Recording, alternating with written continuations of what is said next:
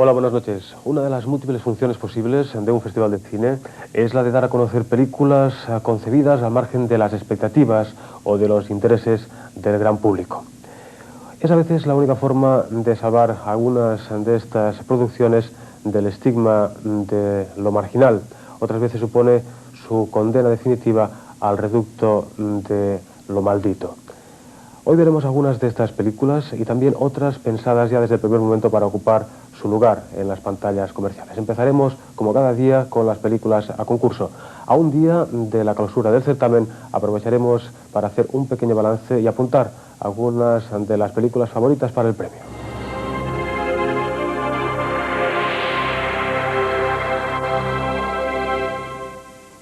Una de las tradiciones más arraigadas en Cataluña es la de los pastorets, los pastorcillos. Cada Navidad son muchos los grupos de teatro amateur que se suben a los diminutos escenarios de su pueblo y se esfuerzan por representar el nacimiento de Cristo. Algunas veces no se entiende lo que dicen los actores, el vestuario es pobre y los efectos especiales provocan sonrisas en la platea. Pero al final todos aplauden porque, en definitiva, resulta divertido ver al panadero disfrazado de demonio o al hijo del taxidermista con barbas de San José. Lo malo es que en Merlín de Udolfo Arrieta se haya rodado con dinero del Ministerio de Cultura, con las pretensiones de emular a Jean Cocteau y que para postres se ha aceptado para competir en un festival de cine. En un festival de pastorets, eso sí, podría haber aspirado a algo. Sois Merlín, el encantador. Os servís de un demonio y ocultáis al caballero Galván. Vampiro y sacrílego, no abandonáis un sitio hasta verlo reducido a polvo. Pero esta vez tened cuidado. No os desenmascararé, os obligaré a que os desenmascaréis vos mismo.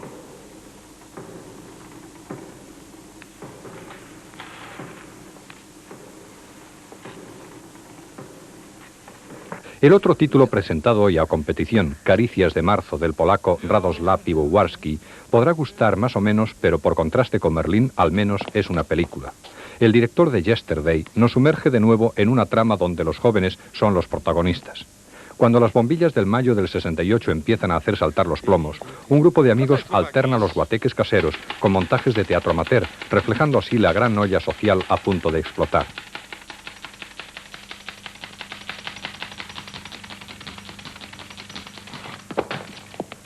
O nie. Hola.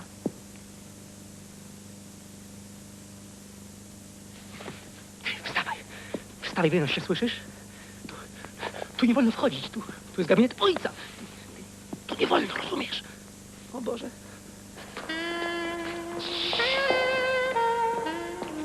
Rany, zapomniałem płaszcza. Unos protagonistas creíbles y tiernos, algunos secundarios esperpénticos, como el abuelo Tragaldabas, y buenos momentos visuales para un film que decae en su segunda mitad, pero que al menos no sonroja. Łapią się. Wstawaj. Obudź się, słyszysz?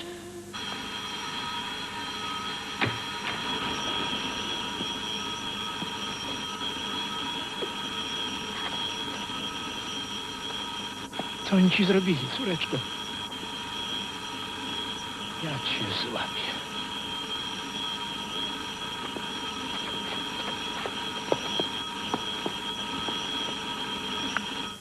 En resumen, que ya se dio lo que se daba y que solo queda esperar a que mañana el jurado proclame el palmarés.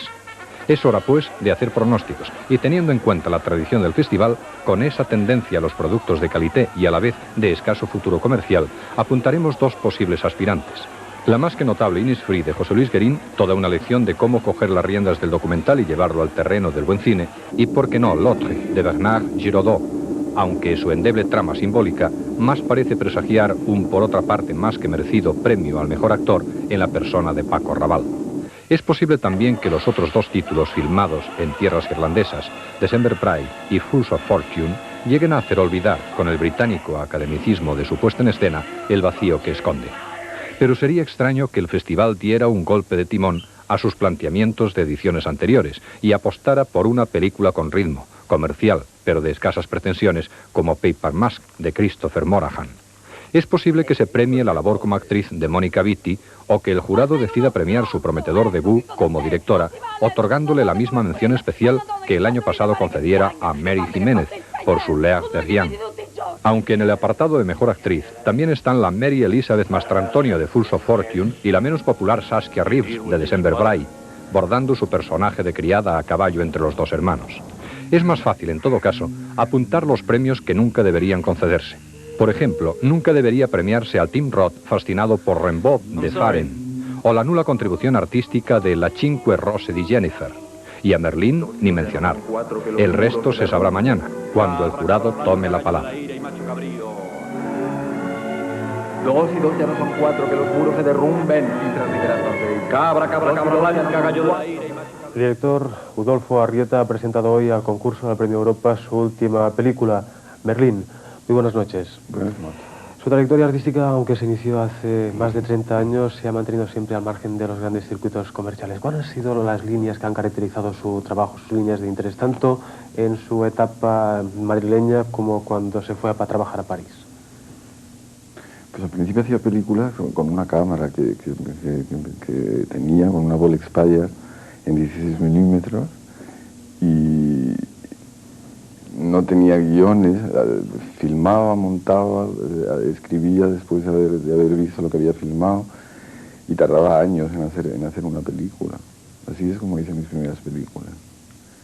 Está bien, es una forma de vivir, pero es carísimo. Y entonces llegó un momento en que ya no podía seguir haciendo películas así, y entonces la televisión en Francia me empezó a producirme. Lina me produjo la primera película que hice en un sistema clásico, que era El Bombero, Flama. Y después Lina me siguió produciendo. Y esta última ha sido el Ministerio de Cultura quien ha subvencionado.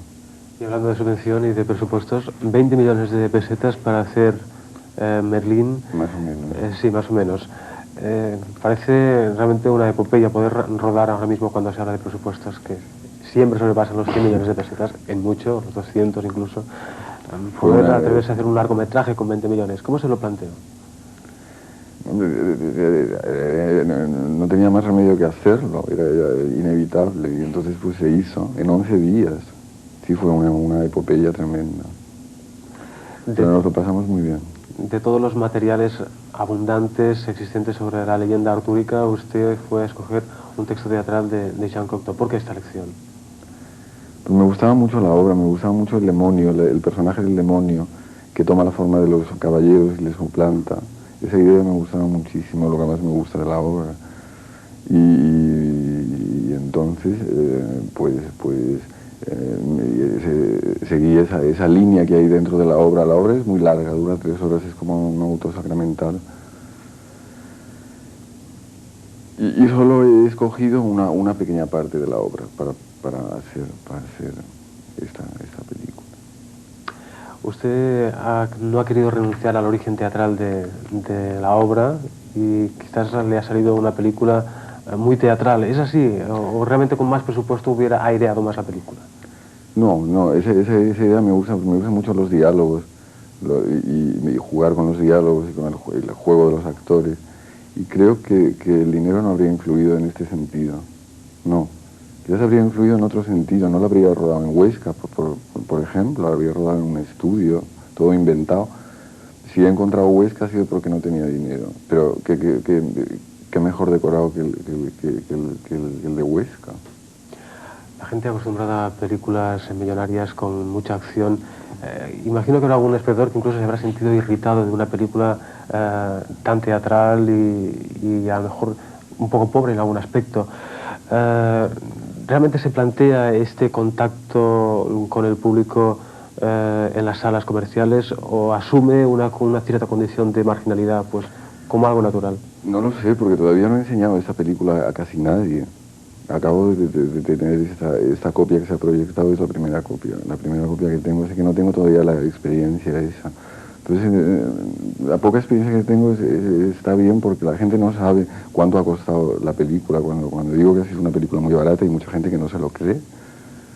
Porque parece una película muy rica, porque lo es realmente, por las luces, por los trajes. No hay decorado, eso está dado artesanalmente, pero de una forma bastante bien. Las luces son maravillosas y los trajes también, que es lo que sitúa al espectador dentro de la historia. Usted se reservó el papel de Merlín para esta historia? Yo hice el papel de Merlín porque no había quien lo hiciera, porque había actores que querían hacerlo, pero era todo tan precipitado, había tanta prisa, había tanta problemas de producción, ¿no? Y entonces finalmente lo hice yo. ¿Cuáles son sus proyectos para los próximos años? ¿Va a seguir haciendo cine en España? ¿Va a integrarse definitivamente en la cultura francesa? Estoy en Madrid hace bastante tiempo. Esa es la segunda película que hago aquí, no, la cuarta, porque hice 2 cortometrajes primero antes de irme a París, luego en París hice varias y ahora he hecho 2 aquí, la de la televisión pequeña y esta. Así que me parece bien, sí, hacer películas aquí. Aquí en España. Sí. Intentando el contacto... O en la China, no sé, me da igual. Seguir haciendo películas en cualquier caso. Sí. De acuerdo, muchas gracias y mucha suerte. Gracias, finish. Stop.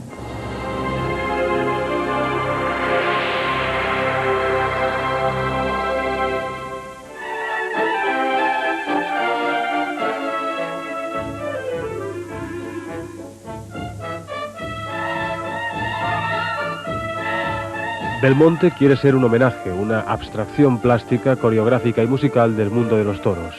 El torero sevillano Juan Belmonte, apadrinado por Rafael González, Machaquito, inspiró este montaje teatral y dancístico que ahora el director Jordi Cadena ha convertido en un espectáculo en soporte videográfico. Yo me dediqué exclusivamente, y este fue el planteamiento inicial que hubo con Serge Gelabert, de hacer una transcripción, o sea, lo más fiel posible a lo que era el espectáculo que inicialmente idearon Gelabert Azzopardi.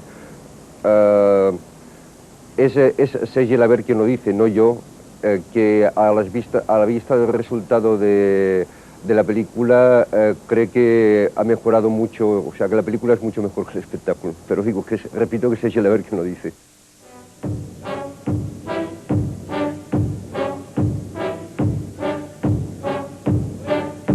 Algunas propuestas fílmicas de Carlos Saura serían el referente cinematográfico más próximo a este trabajo de Jordi Cadena.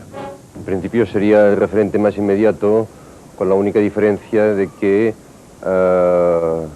Carmen en concreto, quizá la anterior, Bodas de Sangre menos, eran películas destinadas muy directamente a la exhibición cinematográfica y a posteriori, en todo caso, su paso en televisión. En este caso, Belmonte es una película destinada exclusivamente a una función televisiva, o sea, un pase a proyección en televisión.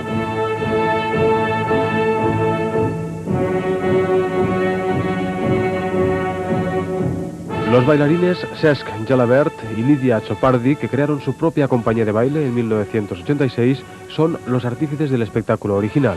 Bailarines y cineasta colaboraron estrechamente. Fue una colaboración, creo que yo, muy normal en este tipo de trabajos que son de difícil acoplamiento. Y difícil acoplamiento por una razón muy sencilla, porque yo, evidentemente, de coreografía de ballet, aparte de ser me considero un buen espectador, o sea, no soy en absoluto un experto, y a Gelabert le pasa absolutamente lo mismo, al contrario, es un buen espectador de cine, pero no tiene, en absoluto no es un experto en una puesta en escena cinematográfica. Entonces se trataba simplemente de complementar esto, o sea, de que evidentemente todo lo que tenía una referencia a lo que era exclusivamente la coreografía y el movimiento en escena, o sea, de los bailarines, fuera una cosa que se dedicaba exclusivamente él, y por otra parte lo que era puramente la planificación y lo que a posteriori fue el montaje y lo que fue en cierta manera el concepto, la idea del espectáculo, que esto fue cosa mía.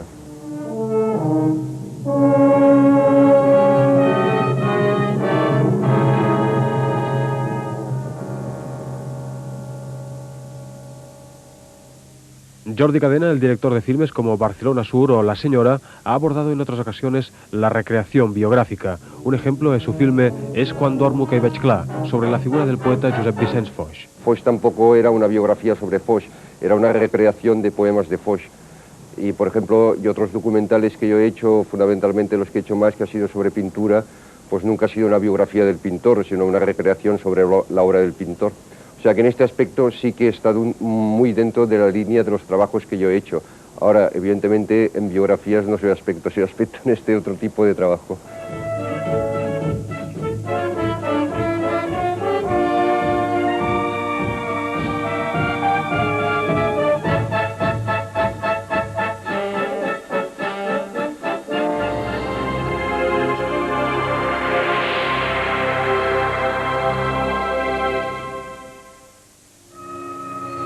Una de las 5 exposiciones que presenta este año el Festival de Cine de Barcelona recoge las fotografías del rodaje de M, la primera película sonora de Fritz Lang. Las imágenes las plasmó con su cámara Horst von Harbour, fotógrafo de plató. Desglosan cronológicamente los momentos más importantes del rodaje de la cinta.